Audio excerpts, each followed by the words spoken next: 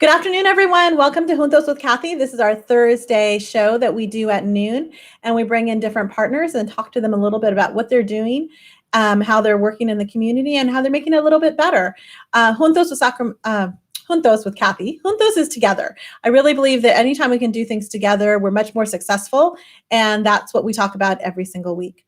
We're really excited because today we have Director Steve Gordon from the DMV here to speak with us about how he came to be the director at the Department of Motor Vehicles, what he's doing there, and a little bit about the Real ID. So here to meet with us is Director Steve Gordon.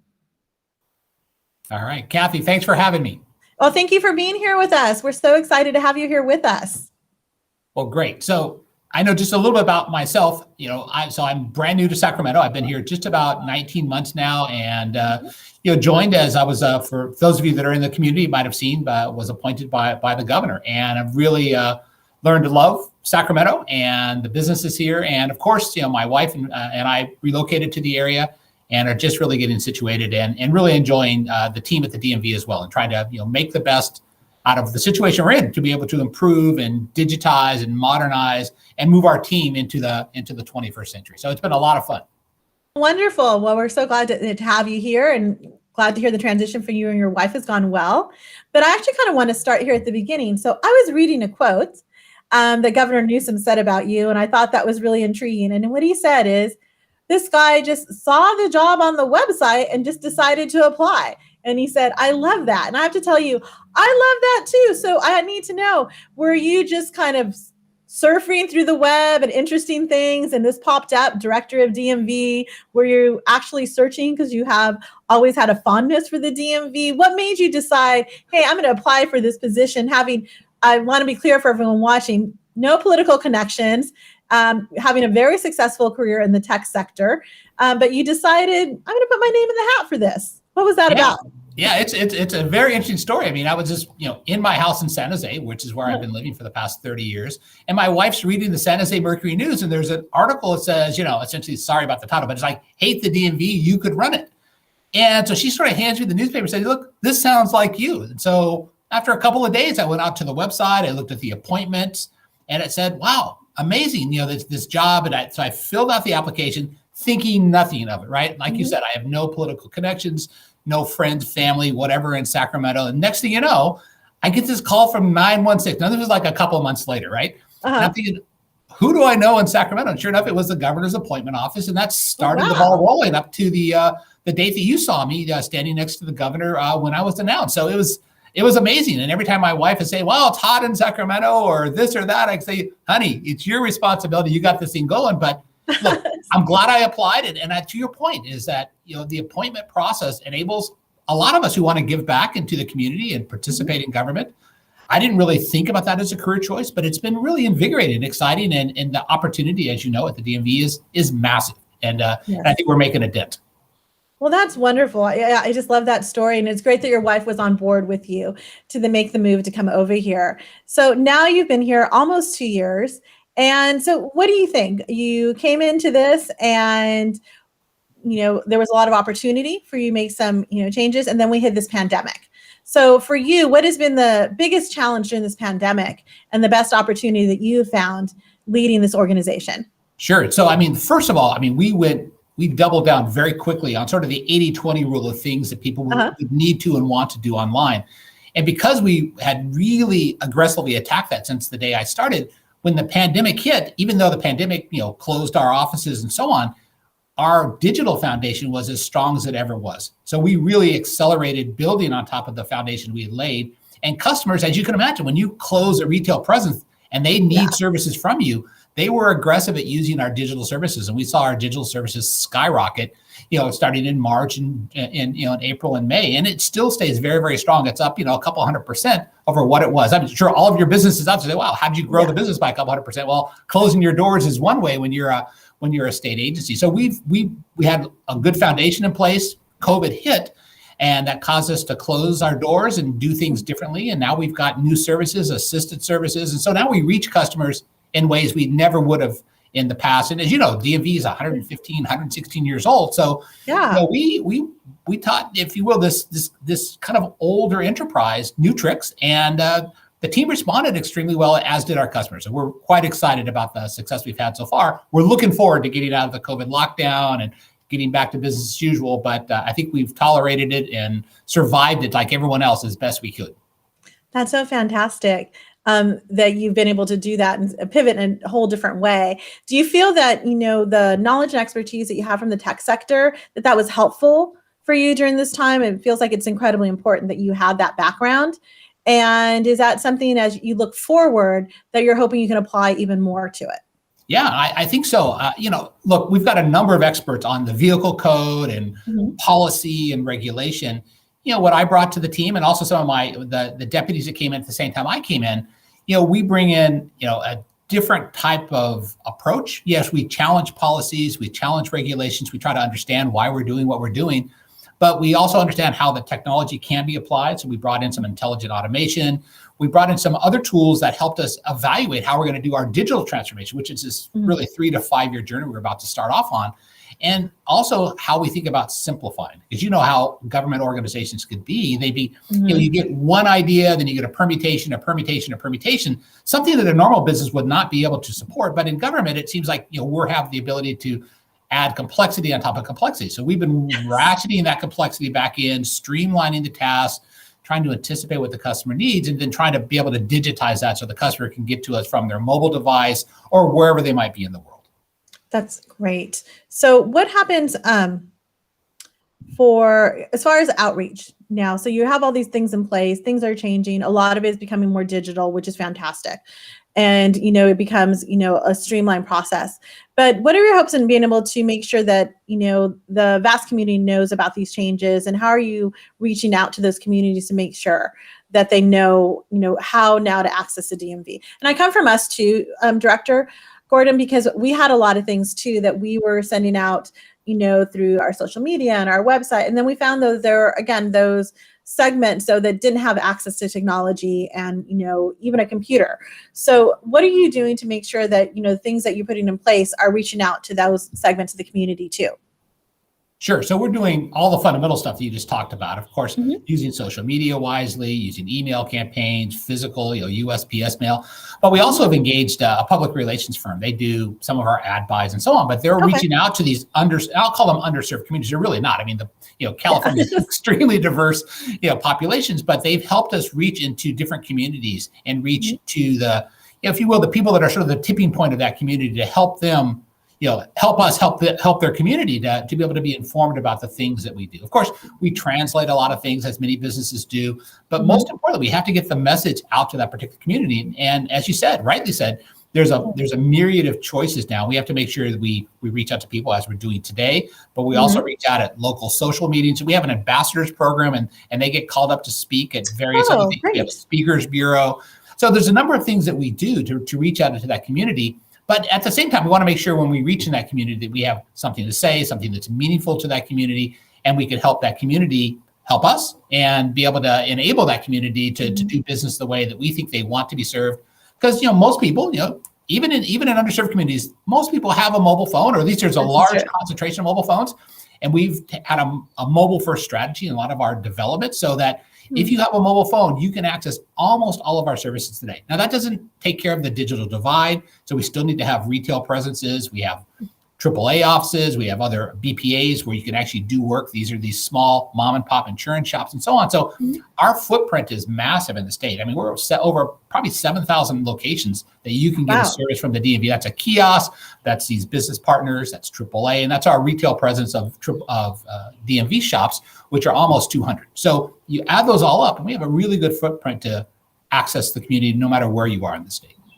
That's so great. One of the things that I saw that I thought was a really brilliant idea to do is the yellow kiosk where you can go and get your registration tags, and they're in different locations. And one of the locations I noticed it was at was our local library. And so I thought that strategy of going to where people would go on an everyday basis, maybe with their families or their kids, and be able to say, oh, I also need this.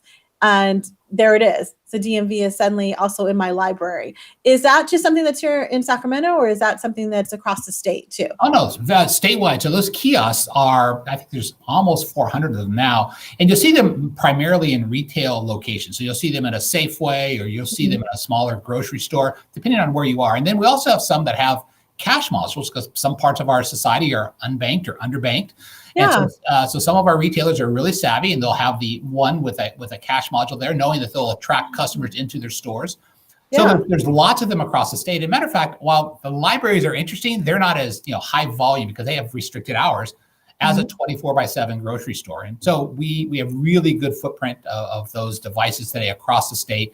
And even in one of our part-time communities, it's a city called Mendota, which is in the Central Valley, and it's got its full-time DMV is this kiosk, and it's part-time DMV. We have a team that drive out there, 3 days a week. So we have the ability to provide coverage, via the kiosk, via online, of course, via the mobile device, as well as when, at our traditional brick and mortar DMV agents. So it's almost like the DMV technically is almost everywhere.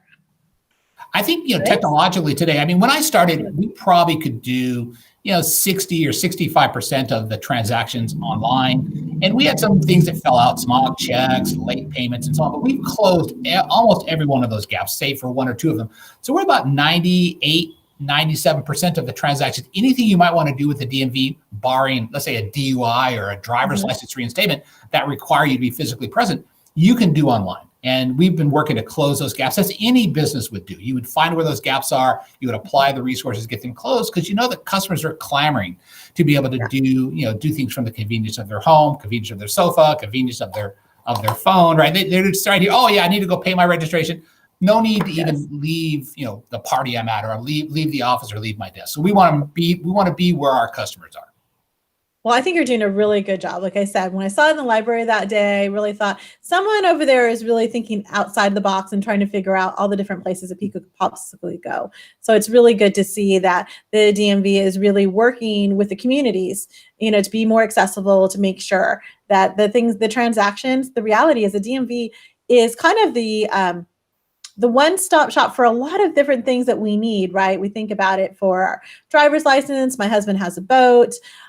You mentioned there's some of the business transactions that sometimes happens for small businesses that need to happen there. There's a lot that happens. So the more that you're able to make it accessible for everyone to do from wherever they might be, the more successful, it is for them, correct? Yeah. And you'll see that in some of the smaller communities, we are just an anchor tenant of that community, and probably less so where we are today in Sacramento. But I recall I've been to about 90 of our DMV offices, and we had this office in Brawley, California, which most people could not find on a map. But, I was just going to ask. So it's down by the Salton Sea, so it's sort of halfway to Arizona, halfway to Mexico, as you're approaching El Centro. And wonderful little town, but we are, one of the core state businesses there. And the manager is part of the community, is part of the fabric. And, we're involved in social things in the community, but we're also provide government services. And so, again, we become very important to the communities we're in. And we want to make sure that we live up to that and play a responsible part in that community, to be able to be open, responsive, and be able to provide services and get feedback to Sacramento, because maybe there's something that's unique about Brawley or unique about some of these outlying areas that we need to consider. As a matter of fact, my manager in Brawley told me, because people think that we're not on the internet or we don't have mobile devices. She goes, that's just not true. She goes, I teach the people that come in here, I train them how to use the technology, and we are not afraid. So do not sit up there in Sacramento and think that we are not savvy, because we are savvy consumers. And we can use the technology, so keep things coming. So it's great having that feedback, right? No, it is. It is really good, and it's important for people, for you to hear that, right, from even the smallest of the town. Yeah, bring it on. We're ready, to use whatever you have. So that leads me to something that we have been hearing about now for feels like a couple of years now, and it's gotten extended, and I think there's actually a real hard deadline that's coming up, and that's this Real ID. So first of all, I kind of want to know, why is it that there is this Real ID, this whole change to begin with? Like, why was it needed and incorporated? And from there, what's the plan now to make sure that we all get it? Sure. So, I mean, the history, the origins of this, it goes back to 9/11, where we were just struggling with trying to understand, have we really authenticated the people with the license? Have we made sure there's only one Cathy or one Steve, and do they have the right credential, and do they have the right background for that credential? So we're going through the whole process of re-credentialing all of the people with those IDs for Real ID. Now, you'll need to have, of course, legal presence for this document. You'll need to be able to demonstrate with a passport or, a green card or whatever you might have that shows your identity. You have to demonstrate that you have 2 residency documents as well. And then you have to have we'll validate your social security number against all of those as well.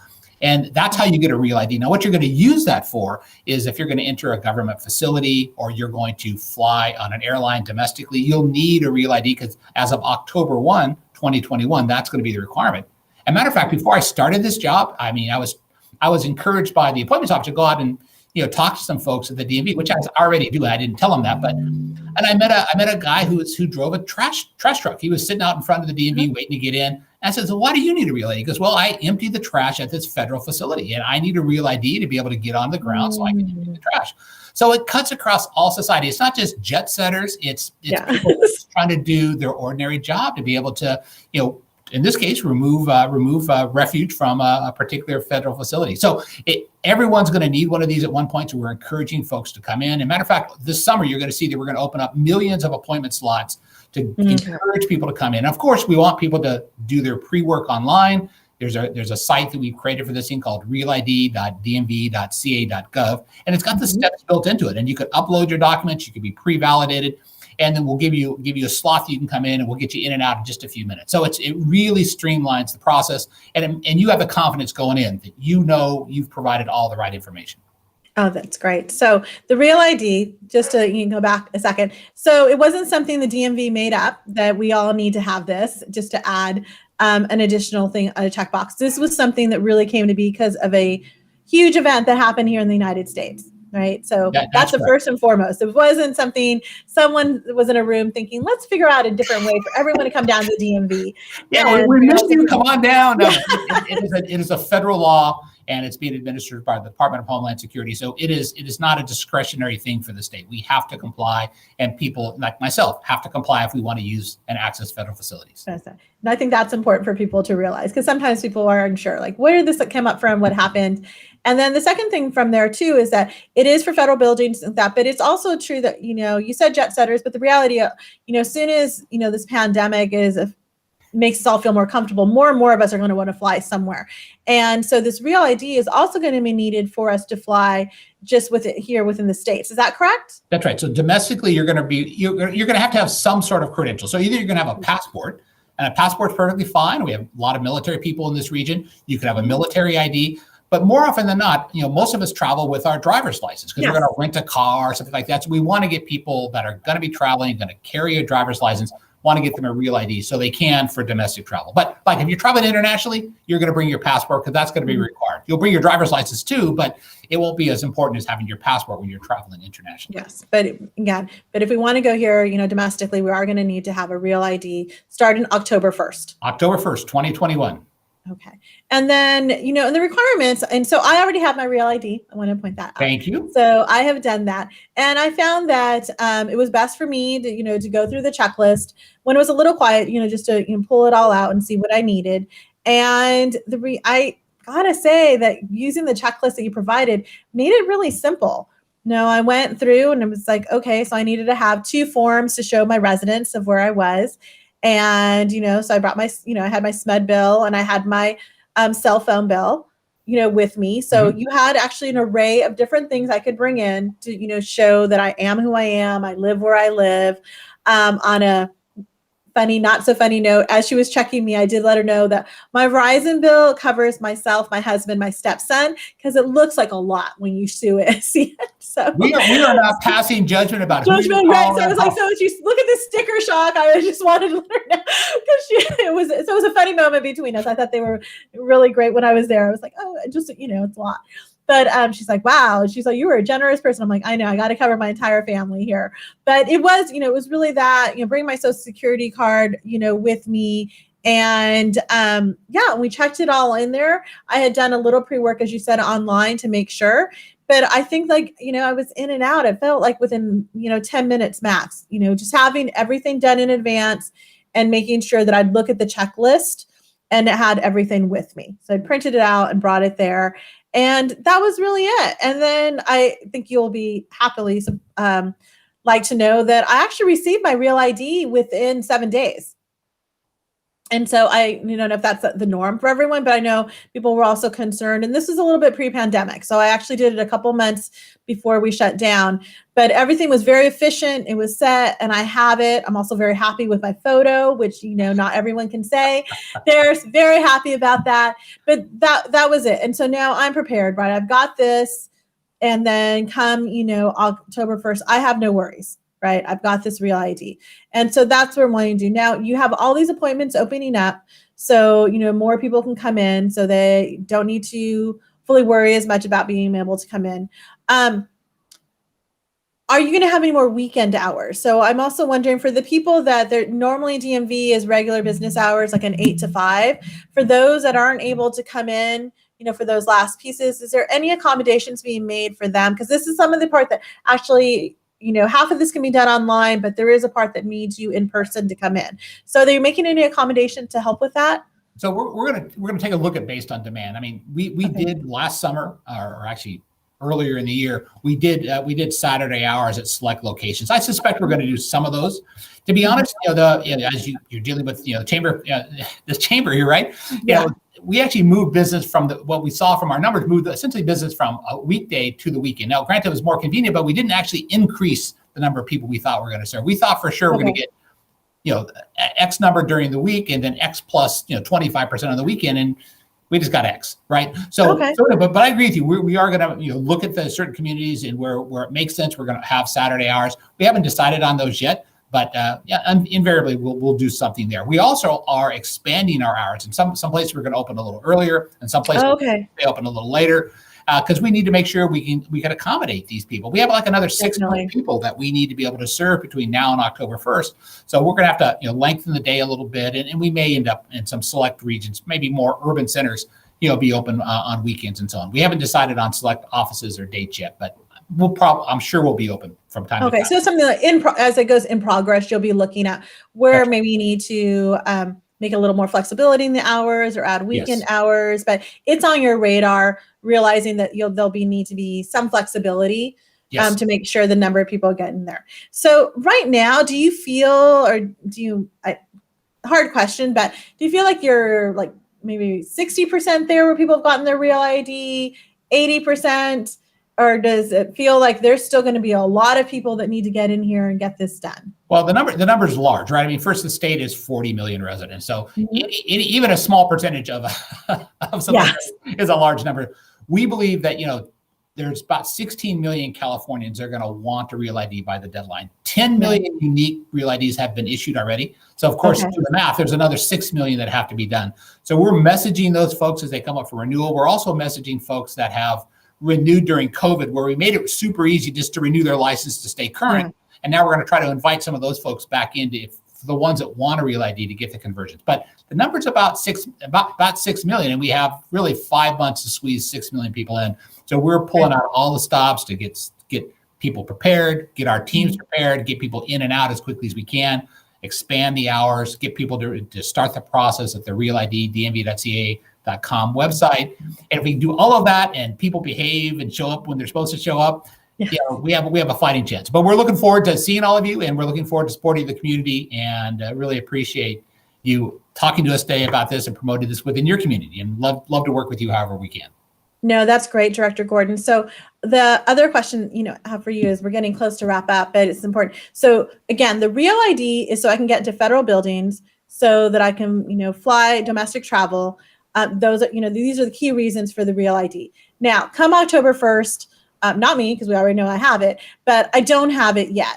Do I need to panic? Is it, if I get pulled over, which I hope doesn't happen, but I get pulled over because for whatever reason, and I don't have the Real ID, is it going to affect me then in any way? Is there anything that's going to happen if I don't have this Real ID by October 1st? No, excellent question. All right. So California is an optional state. It's discretionary. So first, Of course, we have this thing called AB60 for the Sacramento insiders, right? So we have this Mhm. undocumented license. So we want people Yes. we want people to be legal, we want people to be trained, insured.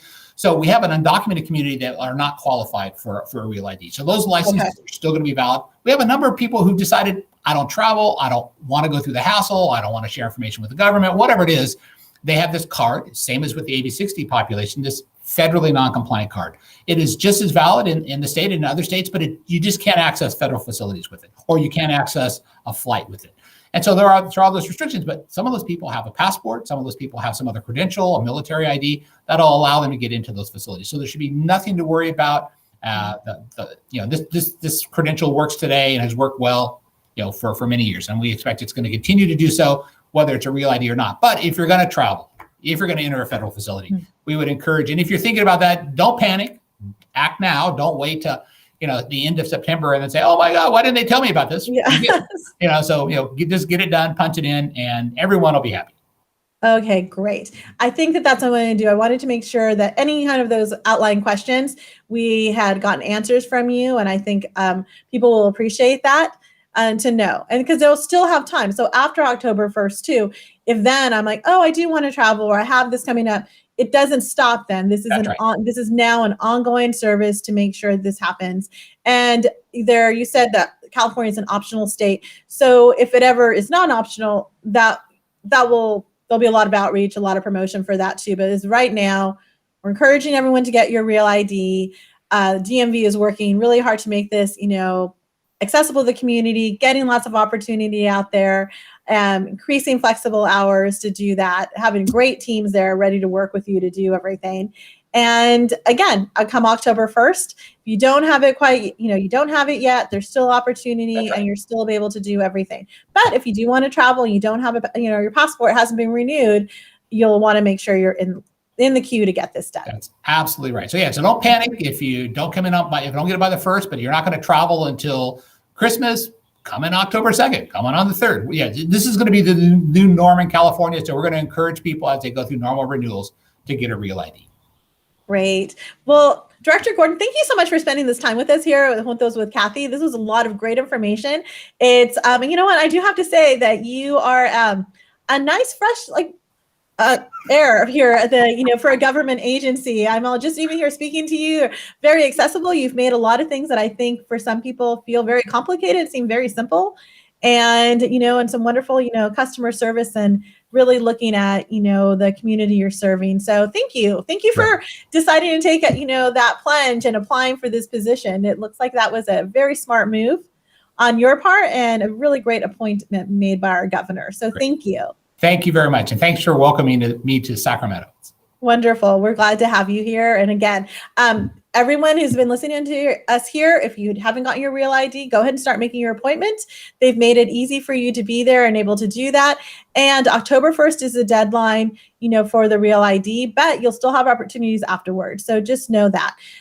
It's something that you'll need to get into any federal buildings. Again, if you want to fly. And I know there's so many of us now in this pandemic that are really eagerly looking at those Southwest flights and trying to figure out where can I go. So knowing that, make sure that you get your appointments and get everything done. Thank you so much for joining us today. Again, this is Juntos with Cathy. We'll be here next week on Thursday at noon, and we're looking forward to seeing you then. So have a great day, and we will see you next week. Bye. Thank you.